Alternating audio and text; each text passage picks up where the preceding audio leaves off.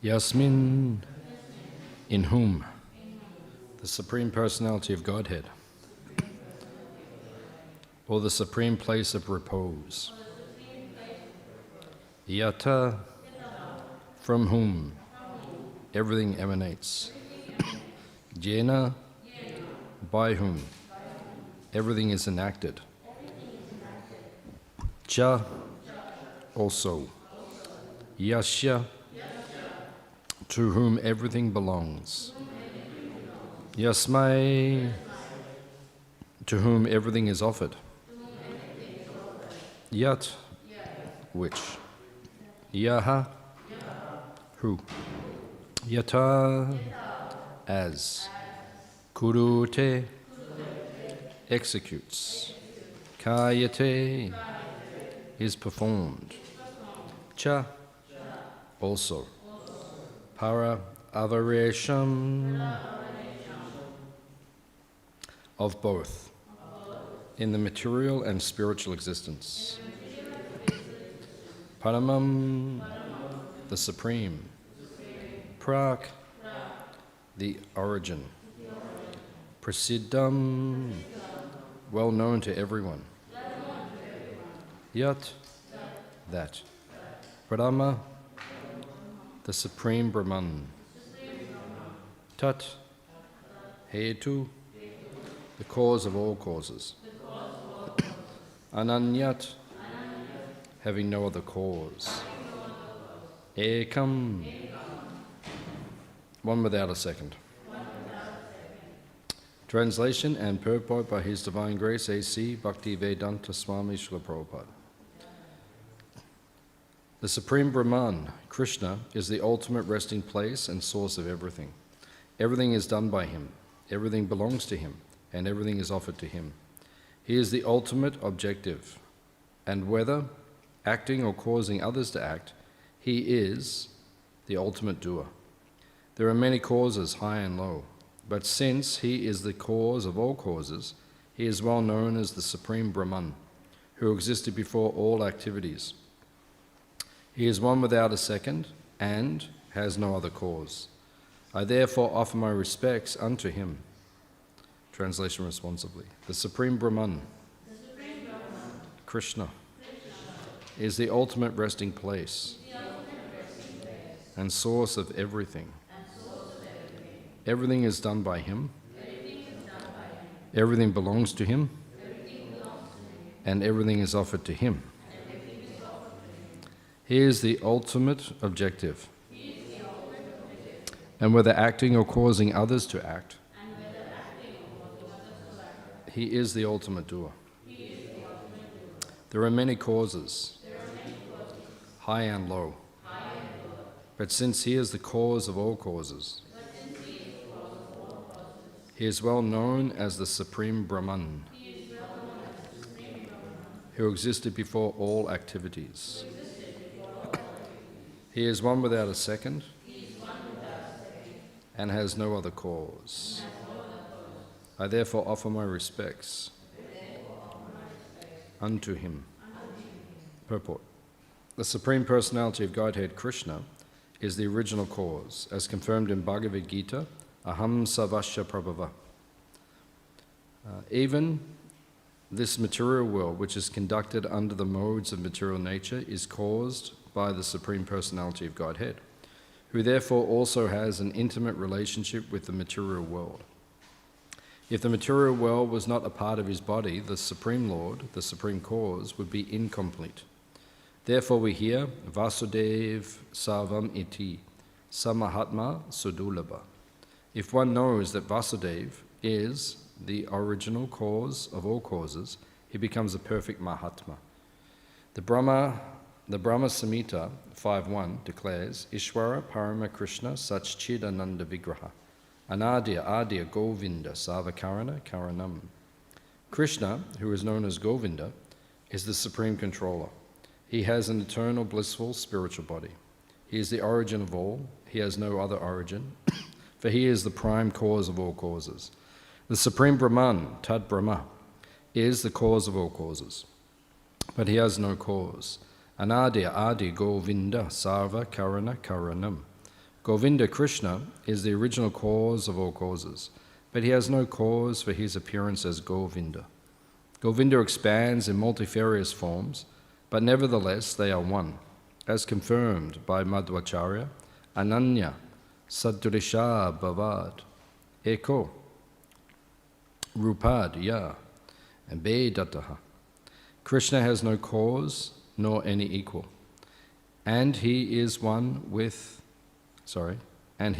because his various forms as Shvamsha and Vibhinamsha are non-different from himself.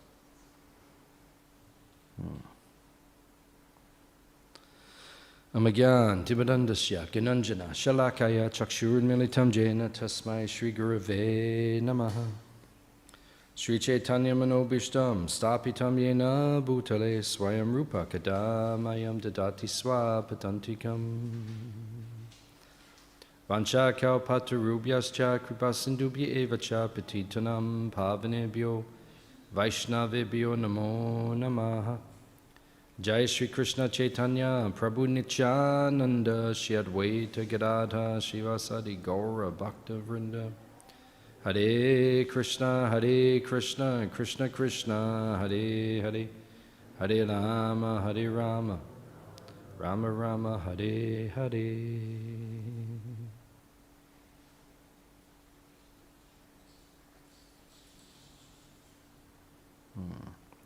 So these are the Hamsaguya prayers. So in these prayers we're hearing about Krishna's supreme position. It is important to understand Krishna's supremacy. It is important to understand his position. We're dealing with God here. Actually, Prabhupada points out in the introduction of the Bhagavatam, when the Bhagavatam is not about God. What is the Bhagavatam about?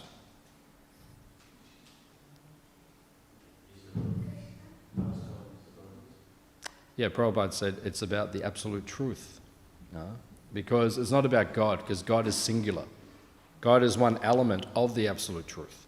But there is more involved, because he is the absolute truth, which means that when we're dealing with Krishna, there are different parts of him which are different from him, but also the same as him. So Sri Chaitanya Mahaprabhu, he rectifies everything, makes it all understandable by his philosophy, Vachincha Beda Beda Tattva. What does Achincha Beda Beda Tattva mean?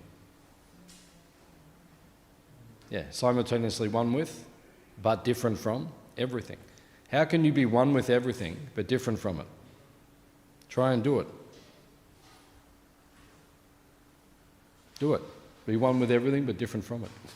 You can't. Because we are just Anu, which means we're very small. Krishna is Vibhu, which means unlimited. So he is one with everything. He is the key rings. He is the door handle. And he is the rock watch. He is everything. But he's also different from it.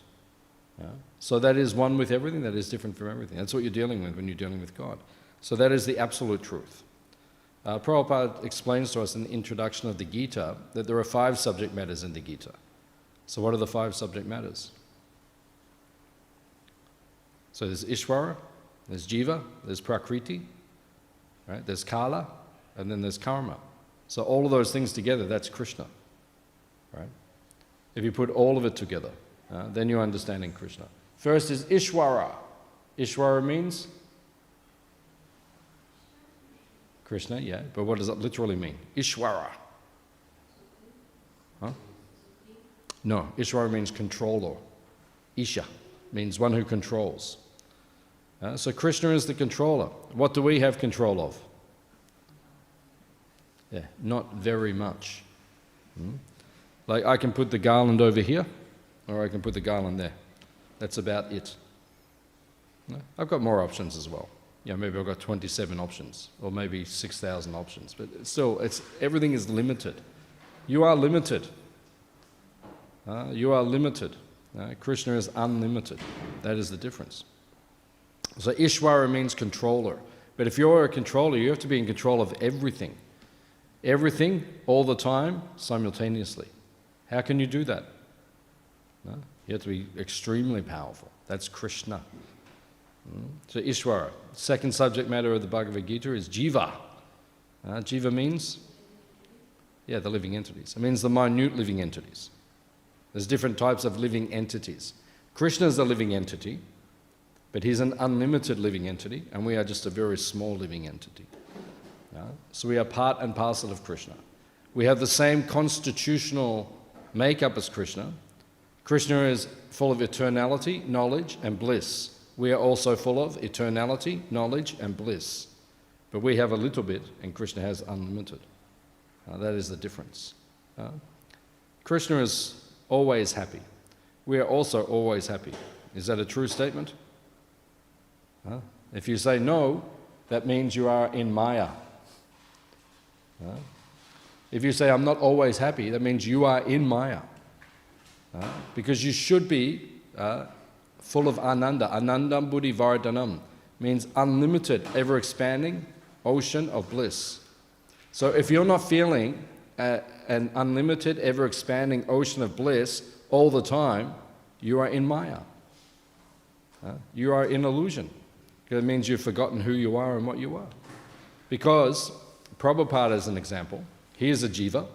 We are jivas. Prabhupada is a jiva, right? But Prabhupada is full of an ever-increasing, ever-expanding ocean of bliss all the time. It's only when you come in contact with the material energy and you identify with the material energy that you suffer.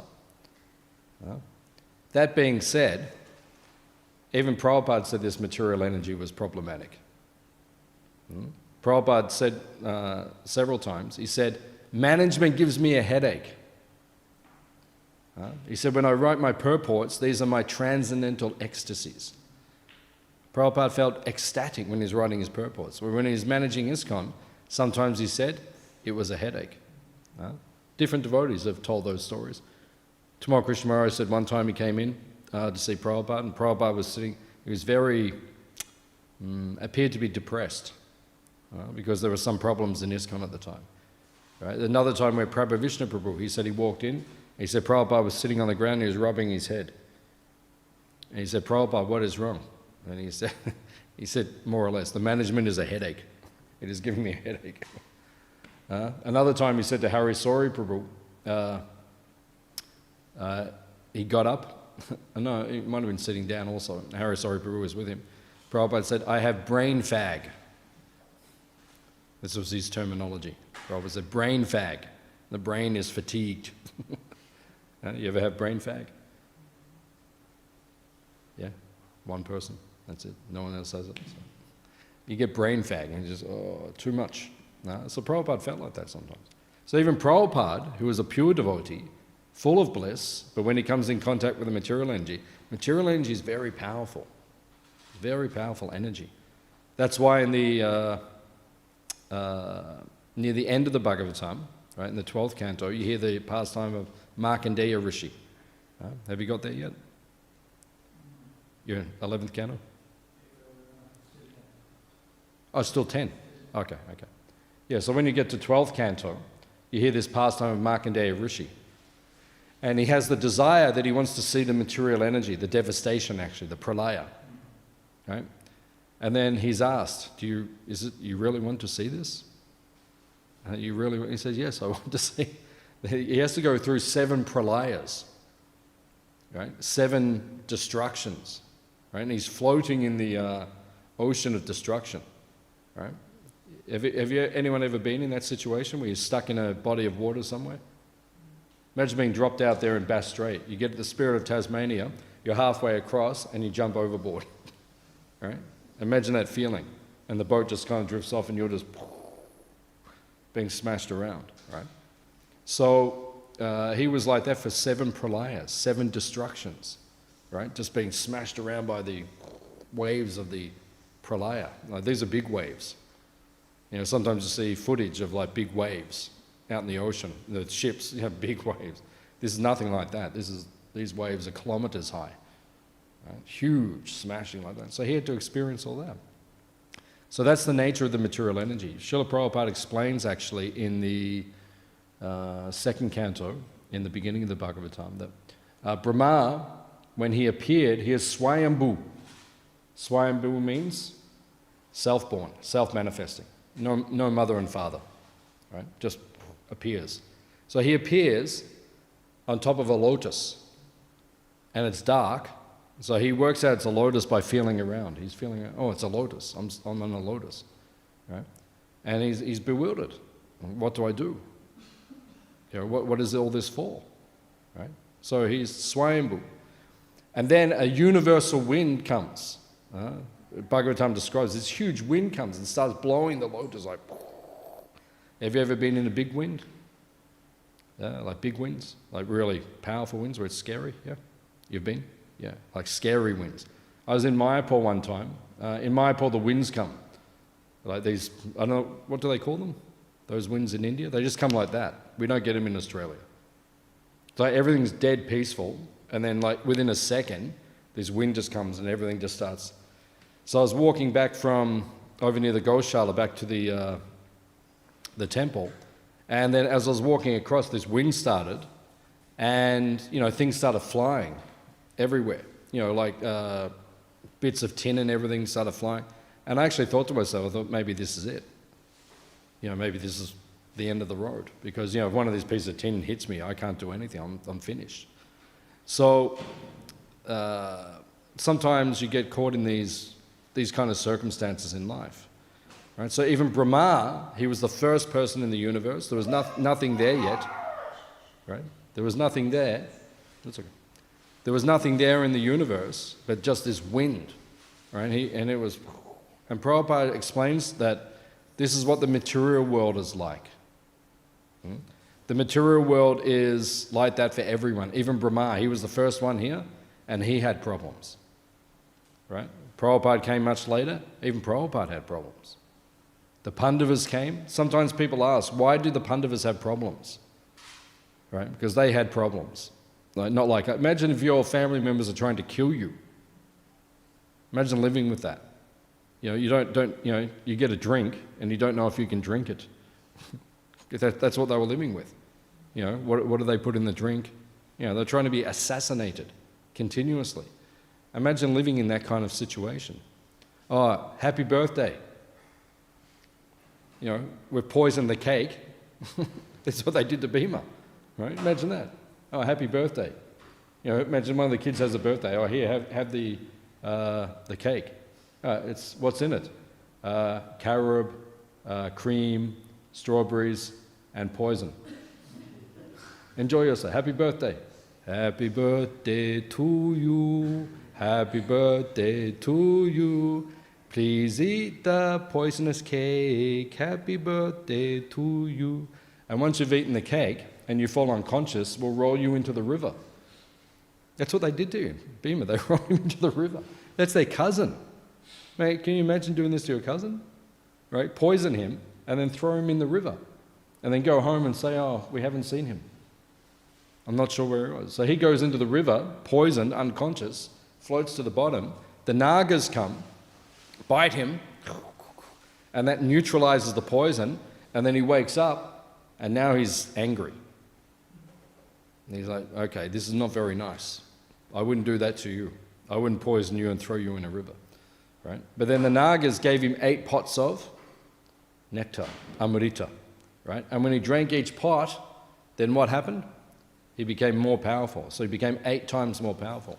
So by the time he'd finished drinking the 8 pots, he was as strong as 80,000 elephants.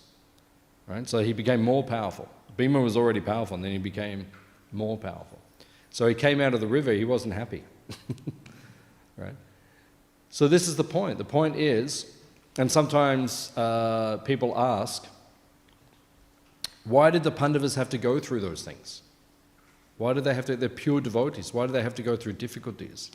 And in the Madhurya Kanambini, Vishwanath Chakravarti Thakur says, Krishna puts even the pure devotees through difficulty to set an example for us, for the sadhakas. No? Because then if you're having a hard day, right, you just think about Bhima, right? Just say you're having a difficult time. Sometimes you have a hard day. Sometimes life is difficult. Is it? Sometimes, yeah. Even for kids, sometimes. So you wake up You think, oh, today is difficult, it's so challenging, so difficult. Just think of Bhima. Your birthday cake wasn't poisoned, right? They didn't set fire to your house. Has anyone ever set fire to your house? Anyone ever set fire to your house? No. That's what they had to live with. Imagine that. You wake up and the house is on fire, right? And who did it? Your cousins, right? Imagine that, living with that kind of thing. Right? So many difficulties. They wouldn't leave them alone, right? Finally, they sent them to the forest, right? For, how long was it? 12 years? Yeah, 12 years, and then the 13th year they had to go incognito. Go to the forest for 12 years, and even when you're in the forest, we'll harass you. Right? This is how nasty these people were. Right? Go to the forest for 12 years, that's enough. But we'll send Durvasa Muni, right, to harass you. Right? Durvasa turns up, okay, I want lunch. Right? And I've got 60,000 disciples, and everyone is hungry. We're going to go and take bath. When we come back, we want a good thali. Right? We want Rajbhog. Right? So then they left, and Draupadi was very nervous. Right? Oh, I'm about to offend Durvasa. You don't want to offend Durvasa. You know all the stories. Right? If you offend him, anything can happen. He's not, he's Ashutosh, a partial incarnation of Shiva. Right? So sometimes he gives very heavy curses just because, lunch isn't on time. Have you met people like that? Lunch isn't on time, then big, heavy, very upset. So, Durvasa is very formidable. Right? So then Krishna saved them. Right? So Madhurya Kalambini explains, why do even pure devotees go through these difficulties? To set an example for us. Right? They stay fixed in devotional service. Because to do devotional service, you have to be fixed, you have to be steady. Balaram Prabhu, who was the temple president here in Melbourne before Aniruddha Prabhu, he was upstairs with Prabhupada in Prabhupada House one time, and he asked Prabhupada, because devotees were taking second initiation. In ISKCON we call it Brahman initiation. So he said to Prabhupada, what is the qualification? Because he has to recommend people to take second initiation. What is the qualification for someone to take second initiation? Prabhupada said they have to be steady. You have to be fixed in devotional service. Right? This is what it means to become an advanced devotee. Right? An advanced devotee means you are steady, you are fixed in devotional service. You don't stop your devotional service just because you have a sore finger. Right? I've seen devotees do this. Sometimes, my finger is sore. I can't do my seva. I can't do my service. Oh, I have a headache today. Oh, my back is sore. My knee. Everything is sore all the time. That's the material world. Right? Are you going to stop every time there's just some little complication? I've seen so many do it. Oh, Prabhu, ring up. Oh, I can't do my service. What's wrong? Right? Oh, my finger is sore. Everyone's finger is sore. Right?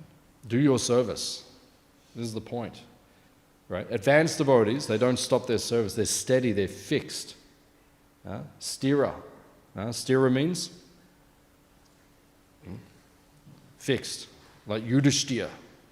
Yudhishthira, fixed. Someone who's very fixed. That's how we should be in devotional service. Not stopping service, then doing service, then stopping service, then having a holiday, and then it doesn't work like that. Devotional service has to be very steady. So why are these examples there? Why do the pure devotees go through difficulty? To set the example for us. We don't give up our service. Right? The other day in Mayapur, they celebrated the 50th anniversary of... Radha, Chota Radha Madhav. Right? Chota Radha Madhav, 50 years since they were installed. And it was also the 50th anniversary of Jananivas Prabhu and Pankajangri Prabhu worshipping them. Right? 50 years. Hands up if you've done anything for 50 years except be alive. Hands up if you've been alive for 50 years. I think there's only 4 of us in the room. 50 years? Huh? It's like one of the four Kumaras here. Yes, 50 years. Right? 50 years. Right? Who sticks at anything for 50 years? Right? But you have to stick at bhakti for it. Jananivas Prabhu has been head pujari of the same deities for 50 years. Right? That's bhakti. You go to Mayapur, sometimes you meet pujaris who've been pujaris for 60 years. Same deities. I think I've ever met 70 years. Imagine that, 70 years. That's bhakti. That's devotion. Not the, serving, not serving, serving, not serving. What is that? That's not seva. How does Krishna feel? Oh, Krishna, I need a holiday. I need to go away. I will stop serving you now. No, it doesn't work like that. 50 years of seva. That is bhakti. No? Bhakti Siddhanta Saraswati Thakur said, Prabhupada's Guru Maharaj, he said, everyone else can leave, but you stay. Right? Every one of us should feel like that in our devotional service. Everyone else can leave, but I will stay. Right? So imagine if everyone left now, and I was the only one here. So I'd have to dress all the deities, wake them up, cook the milk sweets, wake them up, right? Offer the milk sweets, do Mangalati for everyone, dress everyone, right? Run out and do the fruit offering, right? Come back, go out and cook breakfast, come back, do the artis, come back, put all the clothes away, do everything, wash all the paraphernalia, start cooking Raj Bhog, do the arti, offer the bhoga, do it like that, put them to rest, wake them up, dress them, you would leave your body. Physically, you can't even physically do all the service. So much service you can't do it. But Prabhupada said, or Prabhupada's Guru Maharaj said, everyone else can leave, but you stay. That's bhakti. Okay. No, we don't recommend anyone leave. Stay here forever and serve Krishna. Don't go.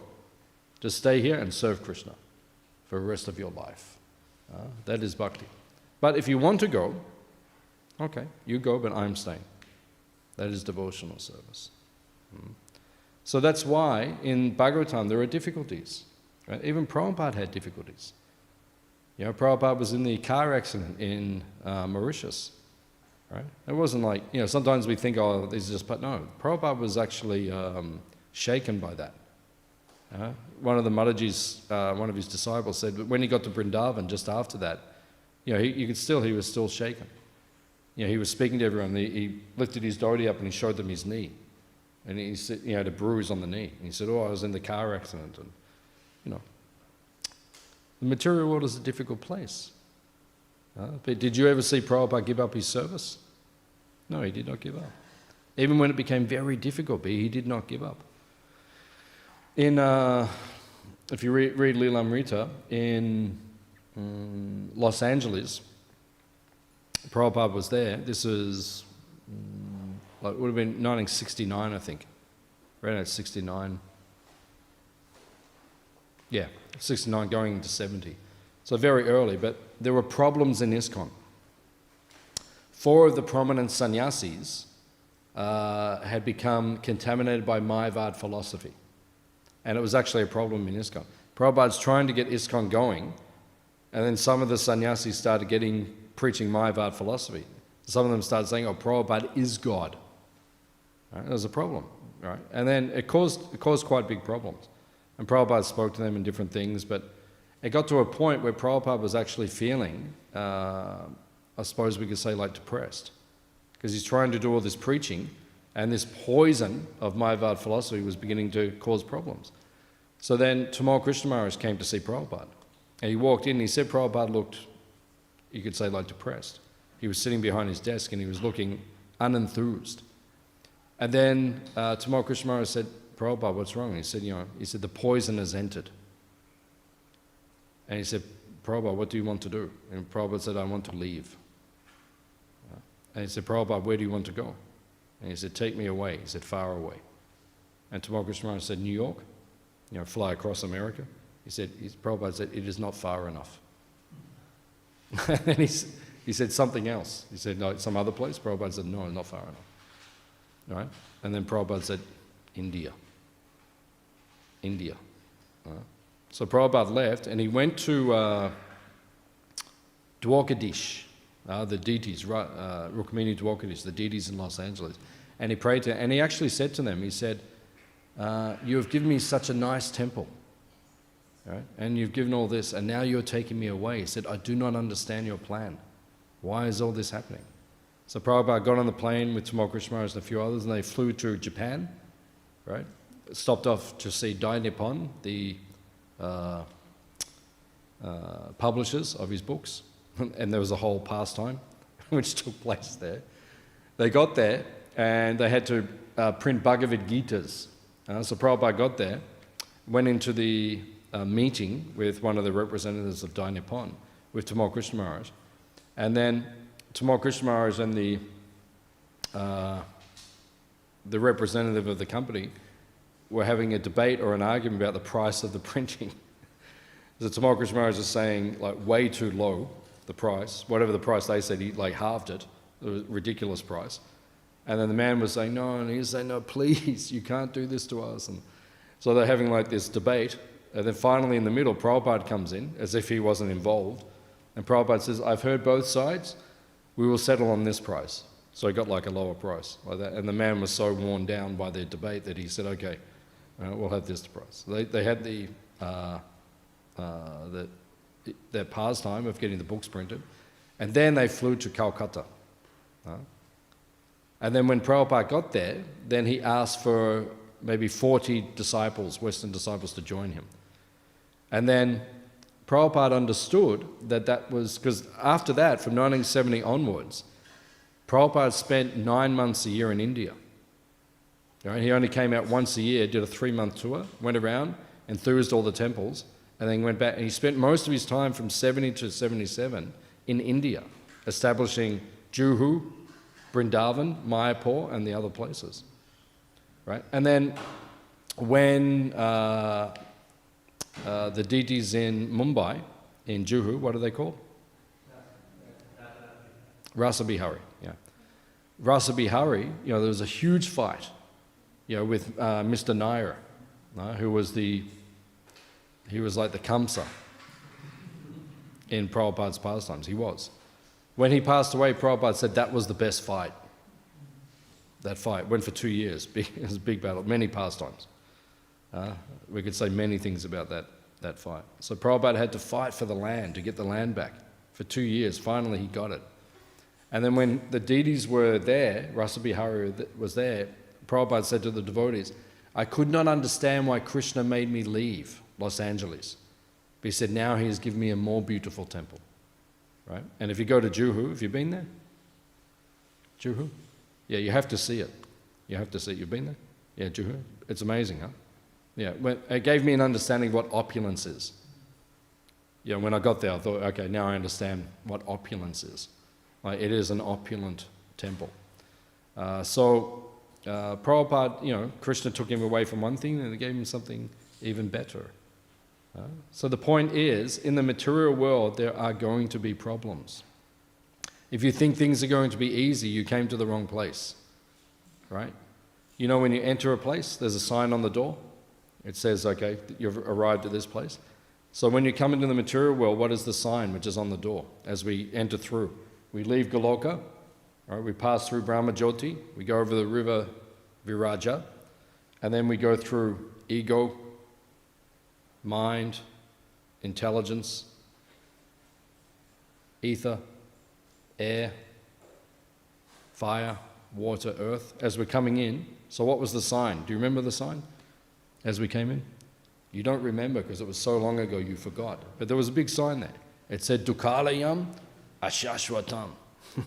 It said, this place you're entering is Dukkalaya. Have you been to the Himalaya? You haven't been to Himalaya? No. Have you seen them, Himalaya? Sometimes when you fly from Delhi to Calcutta, I was flying one time, you look out the window and you see Himalaya, right? They're just same height as the plane. You're flying past and it's just like these mountains, Himalaya. Krishna says in Gita, right, of immovable things I am Himalaya. You really get an understanding of this, they're powerful. So, Himalaya, Dukkalaya, Dukkalaya means you're in the place of misery. Dukkha. Welcome. You've come to Dukkalaya. You've come to the material world. It's full of misery. Enjoy yourself. Right? And when we get here, have you been on holiday? Sometimes you go to Bali or something. So everyone gets off the plane, everyone's like, you see everyone's like, we're going to enjoy ourselves, like that. That's what we're like when we get to the material world. We arrive, get off the plane, and we're like, but we're so puggle, right? We're so crazy.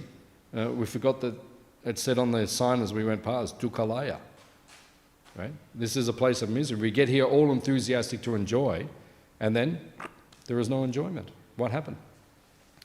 Burujan Prabhu was saying in one class many years ago, he said, you see people in their 20s. When someone's in their 20s, they're very enthusiastic. Come on, let's do something. Go on. And when you get to the 30s, right, it just starts to wind back a little bit. And when you get to the 40s, right, it starts like the air is being let out of the tire. It's not kind of working anymore. Get to the 50s, everyone's like a little bit more sober. And when you get to the 60s, then it's kind of like, you start, the bike is starting to fall apart. Right? Then you get to the 70s, hopefully you're holding it together. 80s, it's like, everything's like, if you get to the 90s, good luck. Right? If you get to 100, the Queen will send you a letter. Right? Or soon it'll be Prince Charles, he'll send you a letter and say, congratulations. Now you're really suffering. Right? I am 100. I am 100. Right? And then if you get to 110, that's a miracle. If you're 330 years old, then that means you'll turn up at the, what do they call it, the Kumbh Mela. Prabhupada says when Prabhupada was there in 77, Prabhupada went to Kumbh Mela, he said there are sages there who are 400 years old. He said they live up in the Himalaya, they get into the Ganga, and then underwater, in a few moments, they travel, and then they come up at Kumbh Mela. 400-year-old sadhus. So that is a different thing. That is like a whole nother level. But generally, if we live to 100, that is exceptional. But it is Dukkalayam. Right? It is a place of suffering, this material world. Right? So what do we do about the suffering? We have to follow the formula. Right? We're stuck in the material world now. We're a big problem. Now we're stuck in the material world. We have to get out. How do you get out? Right? If you have a disease, how do you cure the disease? Right? You need two things, good diet and medicine. Just like I had COVID 10 days ago, right? But my test kept saying negative. Right? My wife and I were negative the whole time, my daughter was positive. So I think I had it because she's positive, I'm living with her, so I think I had it. I didn't feel very good. But it kept saying negative. But anyway, I think... so then, diet and medicine. So Jamuna Jivan Prabhu gave me this medicine, Ayurvedic medicine, you take it, and it cures the COVID. Right? Didn't work for me, but... He said, take this, you will feel better the next day. Didn't work, but anyway. But it was okay, I don't mind taking the medicine. But you take medicine, right, and you follow diet. Right? If you're sick, you have to do those two things. So Prabhupada says, we're in the disease of the material world. We're in avidya, right? Ignorance. So what is the diet? Prasade. You have to take prasad. Food, which is offered to Krishna. That will cure your disease. However, Prabhupada said, right, not too much prasad. And not too much rich prasad. Prabhupada came in 1972 to Sydney. Right, visit. And the devotees were eating halava for lunch every day. Not just halava. Not just halava. Hare, not just halava. But halava. They were taking prasad and then halava lunch every day. And Prabhupada said, stop it. He said, once a week. That's why we have Sunday feast. Sunday feast, eat whatever you want. Rest of the week, rice, dal, sabji, chapati, Prabhupada said. Right? And then Prabhupada left and they kept eating halava. They didn't stop, but anyway, but that was Prabhupada's instruction. We have to follow Prabhupada's instructions. Because if you follow his, you'll be healthy. The body is healthy. So you have to have prasad, that is the diet, right? It means not too rich prasad either. Problem in ISKCON is prasadam is so rich. And this particular temple is a blessing if you serve in this temple, but there's also challenges because the prasada is very opulent and that will affect the health. I think most of us have experienced over the years. Health is affected actually. Prasada is too rich. Leeladhar Gupta came here. He's a very famous Ayurvedic practitioner. His father, Narottama, he actually was Prabhupada's Kaviraj, right? Actually, so Leeladhar Gupta, he came here, and when he saw what our breakfast was like, right, he said, it is too opulent, and he said, you cannot control your senses. He said, you cannot put all this in front of the devotees and say, now don't touch it. He said, that is not possible. So he said, you should have like more sattvic, more healthy prasad. So we need good diet, which is prasad, and then we need medicine. What is the medicine? Yeah, it is Hare Krishna, Krishna Krishna, Hare Hare, Hare Rama, Ram Rama, Hare Hare. This is medicine. If you take this medicine, it will cure your disease. So this is the diet. So you chant the Hare Krishna mantra, you take prasad, and then you'll go back to Goloka Vrindavan in this lifetime. It is possible. It is possible. Prabhupada actually said to Guru Kripa Prabhu, one of his disciples, he said, if my disciples just chant 16 rounds a day and follow the 4 regular principles, at the end of this life, they will go back to Godhead. Prabhupada said that. So if we are very steady and fixed, there's a very good chance we can go back to Krishna. Because actually we're seeing Kali Yuga is becoming a little crazy right now. You don't believe me? Kali Yuga is crazy? Just look at the news. Do you ever look at the news? This world has gone crazy, mad. Pramata. Right? The whole world has gone crazy right now.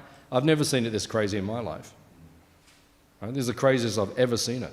I've been here 52 years. Same as Shane Warne. Right? 52 years. He was born 10 days after me. Right? Same age, same place. We were both born in Melbourne, 10 days apart. He left his body a couple of days ago. World has gone crazy. I've never seen it like this. Right? So what are you going to do? If the world is crazy, you have to take the medicine and the diet to get you out. Prabhupada said, actually in Kali Yuga it's very difficult. Like Prabhupada said, just chant 16 rounds, follow 4 regular principles. That's not easy for people in Kali Yuga. That's not an easy thing. We're doing it because somehow we have some ability to do it, but for many people that's a very difficult thing. But if you can at least come to that level, Prabhupada said you can go back to Godhead in this lifetime. Srila Prabhupada ki. Again, no more Dukala Yama Shashvatama ki. All right, go back home, back to Godhead. Any questions or comments? Anything we discuss? Yes, Mataji. When you say that Krishna is eternal and has no parents, no children, nothing. No what? There are parents and is eternal in one single God. Yeah. Then isn't Yashoda Maya and Nanda Maharaj his eternal parents? Yeah. Yep. Every day. Every day. Forever and ever and ever and ever and ever and ever and ever. And ever and ever and ever and ever. And ever. For every single day, for eternity, Nanda Maharaj is his father and Yashoda Maya is his mother. Never. Then how come is he eternal? How come does he is like you're saying that he's fatherless and motherless? Yeah. Have you heard of the word achintya? You know this word? Have you heard of it? Achintya? Like achintya rupa? Achintya rupa Mataji. You know who she is? Yeah, achintya. So this word achintya means inconceivable. Do you understand that word? Inconceivable? It means something that doesn't make sense. It's that, but it's also that. How can you be big and small at the same time? That doesn't make sense, right? You're either big or you're small. So Krishna is so small, he's inside every atom. That's how small he is. He's so big Everything is inside of him. How can you be that and that? So that's inconceivable. You understand? Yeah, so that's Krishna. So how can he be the origin of everything, but he has a mum and dad? How? Inconceivable. So when you come to Krishna in the morning and you take darshan, just put your hands like this and put your head like that and say, I don't understand what you are. I don't understand who you are. You're too powerful for me to understand. You're the smallest, you are the biggest, all these things, but I love you. And I just want to serve you. Can I do any service? And Krishna says, no problem. I have seva. Get me some laddu. Or Krishna says, make me one lassi. Like that. So he will give us seva. He will give us service. About what he is, then you can't understand it. He's too powerful. So. Any other question?